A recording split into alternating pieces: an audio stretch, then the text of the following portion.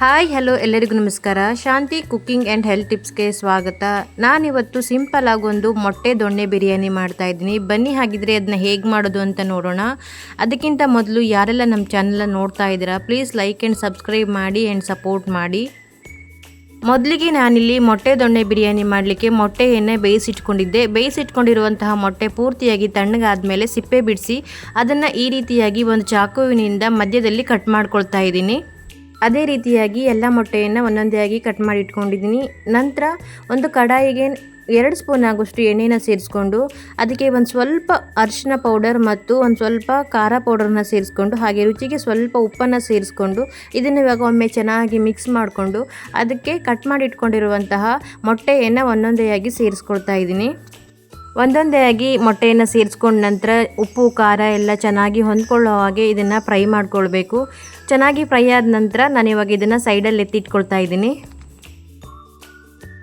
ನಂತರ ನಾನಿಲ್ಲಿ ಮೊಟ್ಟೆ ಬಿರಿಯಾನಿ ಮಾಡಲಿಕ್ಕೆ ಒಂದು ಮಸಾಲೆ ರೆಡಿ ಮಾಡ್ಕೊಳ್ತಾ ಇದ್ದೀನಿ. ಮಸಾಲೆಗೆ ಒಂದು ಸ್ವಲ್ಪ ಬೆಳ್ಳುಳ್ಳಿ ಹಾಗೂ ಶುಂಠಿ ಮತ್ತು ಒಂದು 4 ಹಸಿಮೆಣಸಿನಕಾಯಿ, ಪುದೀನ ಸೊಪ್ಪು ಸ್ವಲ್ಪ, ಹಾಗೆ ಒಂದು ಸ್ವಲ್ಪ ಕೊತ್ತಂಬರಿ ಸೊಪ್ಪನ್ನು ಸೇರಿಸ್ಕೊಂಡು 1 ಸ್ಪೂನ್ ಆಗುವಷ್ಟು ಒಣಮೆಣಸಿನಕಾಳು, ಹಾಗೆ ಒಂದು ಅರ್ಧ ಸ್ಪೂನ್ ಆಗುವಷ್ಟು ಜೀರಿಗೆ ಹಾಗೂ ಮಸಾಲೆ ಸ್ಪೈಸಸ್ ಚಕ್ಕೆ, ಲವಂಗ ಮತ್ತು ಒಂದು ಏಲಕ್ಕಿಯನ್ನು ಸೇರಿಸ್ಕೊಂಡು ಹಾಗೆ ರುಬ್ಬಕ್ಕೆ ಸ್ವಲ್ಪ ನೀರನ್ನು ಸೇರಿಸ್ಕೊಂಡು ಇವಾಗ ಇದನ್ನು ಎಷ್ಟು ಸಾಧ್ಯ ಆಗುತ್ತೋ ಅಷ್ಟು ನುಣ್ಣಗೆ ರುಬ್ಕೊಳ್ತಾ ಇದ್ದೀನಿ. ಮಸಾಲೆಯನ್ನು ನೋಡಿ ಈ ರೀತಿಯಾಗಿ ನುಣ್ಣಗೆ ರುಬ್ಬಿಟ್ಕೊಂಡಿದ್ದೀನಿ.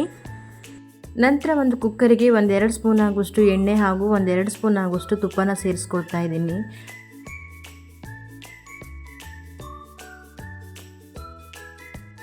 ತುಪ್ಪ ಮತ್ತು ಎಣ್ಣೆ ಎಲ್ಲ ಚೆನ್ನಾಗಿ ಕಾದ ನಂತರ ಇದಕ್ಕೆ ಇವಾಗ ಮಸಾಲೆ ಸ್ಪೈಸಸ್ ಚಕ್ಕೆ, ಲವಂಗ, ಪಲಾವ್ ಎಲೆ, ನಕ್ಷತ್ರ ಮೊಗ್ಗು, ಸೋಂಪು ಕಾಳು, ಜಾಯಿಪತ್ರೆ, ಹೂವು ಇದನ್ನೆಲ್ಲ ಸೇರಿಸ್ಕೊಳ್ತಾ ಇದ್ದೀನಿ.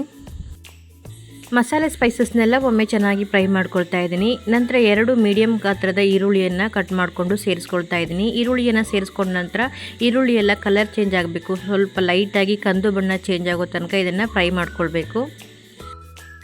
ಈರುಳ್ಳಿ ಎಲ್ಲ ಚೆನ್ನಾಗಿ ಫ್ರೈ ಮಾಡ್ಕೊಂಡ ನಂತರ ಮೊದಲೇ ರುಬ್ಬಿಟ್ಕೊಂಡಿರುವಂತಹ ಗ್ರೀನ್ ಮಸಾಲೆಯನ್ನು ಇದಕ್ಕೆ ಇವಾಗ ಸೇರಿಸ್ಕೊಳ್ತಾ ಇದ್ದೀನಿ. ನಂತರ ಮಸಾಲೆಯ ಹಸಿ ವಾಸನೆ ಎಲ್ಲ ಹೋಗಬೇಕು, ಅಲ್ಲಿವರೆಗೂ ಇದನ್ನು ಚೆನ್ನಾಗಿ ಫ್ರೈ ಮಾಡ್ಕೊಳ್ತಾ ಇದ್ದೀನಿ.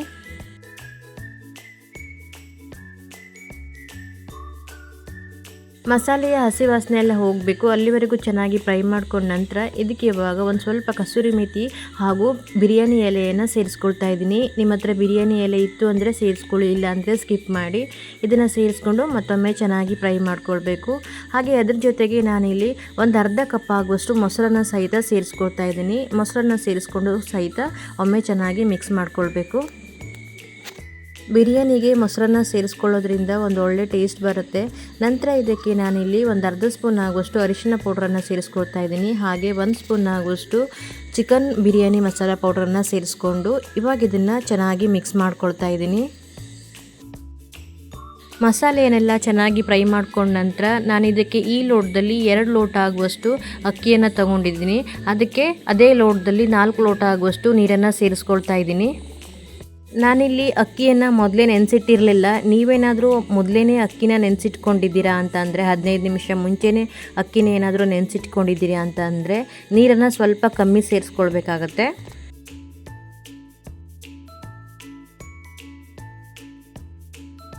ಈ ರೀತಿಯಾದ ಮೊಟ್ಟೆ ಬಿರಿಯಾನಿಯನ್ನು ಮಕ್ಕಳ ಲಂಚ್ ಬಾಕ್ಸಿಗಾಗಲಿ ಅಥವಾ ದೊಡ್ಡವ್ರ ಲಂಚ್ ಬಾಕ್ಸಿಗಾಗಲಿ ಮಾಡಿಕೊಡೋಕ್ಕೆ ತುಂಬಾ ಚೆನ್ನಾಗಿರುತ್ತೆ.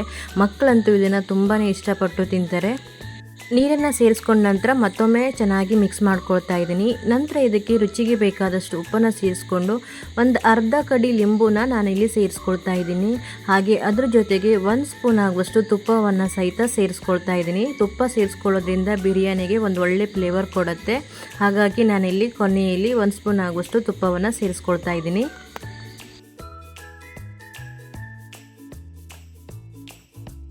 ನೋಡಿ ಇವಾಗ ನೀರೆಲ್ಲ ಚೆನ್ನಾಗಿ ಕುದಿ ಬರ್ತಾ ಇದೆ. ಇದಕ್ಕೆ ಇವಾಗ ಮೊದಲೇ ತೊಳೆದಿಟ್ಕೊಂಡಿರುವಂತಹ ಅಕ್ಕಿಯನ್ನು ಸೇರಿಸ್ಕೊಳ್ತಾ ಇದ್ದೀನಿ. ನಾನಿಲ್ಲಿ ಬಿರಿಯಾನಿ ಮಾಡಲಿಕ್ಕೆ ನಾರ್ಮಲಾಗಿ ಊಟಕ್ಕೆ ಬಳಸುವಂತಹ ಸೋನಾ ಮಸೂರಿ ಅಕ್ಕಿಯನ್ನು ಯೂಸ್ ಮಾಡಿದ್ದೀನಿ. ನೀವು ಬೇಕಿದ್ದರೆ ಜೀರಾ ರೈಸ್ ಅಥವಾ ಬಾಸುಮತಿ ಅಕ್ಕಿಯನ್ನು ಸಹಿತ ಯೂಸ್ ಮಾಡ್ಕೊಳ್ಬೋದು. ಅಕ್ಕಿಯನ್ನು ಸೇರಿಸ್ಕೊಂಡ ನಂತರ ಮತ್ತೊಮ್ಮೆ ಇದನ್ನು ಚೆನ್ನಾಗಿ ಮಿಕ್ಸ್ ಮಾಡಿಕೊಂಡು ಇವಾಗ ಇದಕ್ಕೆ ನಾವು ಸೇರಿಸ್ಕೊಂಡಿರುವಂತಹ ಉಪ್ಪು ಖಾರ ಎಲ್ಲ ಕರೆಕ್ಟಾಗಿದೆಯಾ ಹೇಳಿ ಅಂಥೇಳಿ ಒಂದ್ಸಲ ಚೆಕ್ ಮಾಡ್ಕೊಳ್ಬೇಕು. ನನಗೆ ಇಲ್ಲಿ ಖಾರ ಸ್ವಲ್ಪ ಕಮ್ಮಿ ಅನ್ನಿಸ್ತಾ ಇದೆ, ಹಾಗಾಗಿ ನಾನು ಒಂದೆರಡು ಹಸಿಮೆಣಸಿನ್ಕಾಯಿಯನ್ನು ಕಟ್ ಮಾಡಿಕೊಂಡು ಸೇರಿಸ್ಕೊಂಡಿದ್ದೀನಿ. ನಿಮಗೆ ಹಸಿಮೆಣಸಿನ್ಕಾಯಿ ಸೇರಿಸ್ಕೊಳ್ಳೋಕ್ಕೆ ಇಷ್ಟ ಇಲ್ಲ ಅಂತಂದರೆ ನೀವು ಖಾರ ಪೌಡ್ರನ್ನು ಸಹಿತ ಸೇರಿಸ್ಕೊಳ್ಬೋದು. ಅಕ್ಕಿಯನ್ನು ಸೇರಿಸ್ಕೊಂಡ ನಂತರ ನೀರೆಲ್ಲ ಮತ್ತೆ ಚೆನ್ನಾಗಿ ಕುದೀತಾ ಇದೆ. ಈ ಹಂತದಲ್ಲಿ ನಾನು ಇದಕ್ಕೆ ಮೊದಲೇ ಫ್ರೈ ಮಾಡಿ ಇಟ್ಕೊಂಡಿರುವಂತಹ ಮೊಟ್ಟೆಯನ್ನು ಸೇರಿಸ್ಕೊಳ್ತಾ ಇದ್ದೀನಿ. ಮೊಟ್ಟೆಯನ್ನು ಸೇರಿಸ್ಕೊಂಡು ಮತ್ತೊಮ್ಮೆ ಮಿಕ್ಸ್ ಮಾಡ್ಕೊಳ್ಳೋದೇನು ಬೇಕಿಲ್ಲ. ನಂತರ ಇದಕ್ಕೆ ಕುಕ್ಕರ್ನ ಕ್ಯಾಪ್ ಹಾಕಿ ನಾನು 1 ವಿಸಿಲ್ ಹಾಕ್ಸ್ಕೊಳ್ತಾ ಇದ್ದೀನಿ. ನೋಡಿ, 1 ವಿಸಿಲ್ ಆದಮೇಲೆ ನಾನು ಇಲ್ಲಿ ಓಪನ್ ಮಾಡ್ತಾ ಇದ್ದೀನಿ. ಬಿರಿಯಾನಿ ಎಷ್ಟು ಚೆನ್ನಾಗಿ ಕಾಣ್ತಾ ಇದೆ ಅಂತಂದರೆ ಬಿರಿಯಾನಿ ರೈಸ್ ಅಂತೂ ತುಂಬಾ ಉದುದ್ರಾಗಿ ಬಂದಿದೆ. ನೀವೇ ನೋಡ್ತಾ ಇದ್ದೀರಾ ಅನ್ನ ಎಷ್ಟು ಚೆನ್ನಾಗಿ ಉದುದ್ರಾಗಿ ಬಂದಿದೆ ಅಂತ ಹೇಳಿ. ನೋಡಿದ್ರಲ್ವ ತುಂಬಾ ಸುಲಭವಾಗಿ ಮೊಟ್ಟೆ ದೊಣ್ಣೆ ಬಿರಿಯಾನಿನ ಹೇಗೆ ಮಾಡ್ಕೊಳ್ಬೋದು ಅಂತ ಹೇಳಿ. ನಾವಿದನ್ನು ಮಧ್ಯಾಹ್ನ ಲಂಚ್ ಬಾಕ್ಸಿಗಾಗಲಿ ಅಥವಾ ಮಕ್ಕಳಿಗಾಗಲಿ ಮಾಡಿಕೊಟ್ರೆ ತುಂಬಾ ಇಷ್ಟಪಟ್ಟು ತಿಂತಾರೆ. ಹಾಗೆ ತುಂಬ ಸಮಯವನ್ನು ತಗೊಳ್ಳದೆ ಬರೀ ಒಂದು 10ರಿಂದ 15 ನಿಮಿಷದಲ್ಲಿ ನಾವು ತುಂಬಾ ಟೇಸ್ಟಿಯಾಗಿ ಈ ಮೊಟ್ಟೆ ದೊಣ್ಣೆ ಬಿರಿಯಾನಿನ ಮಾಡ್ಕೊಳ್ಬೋದು.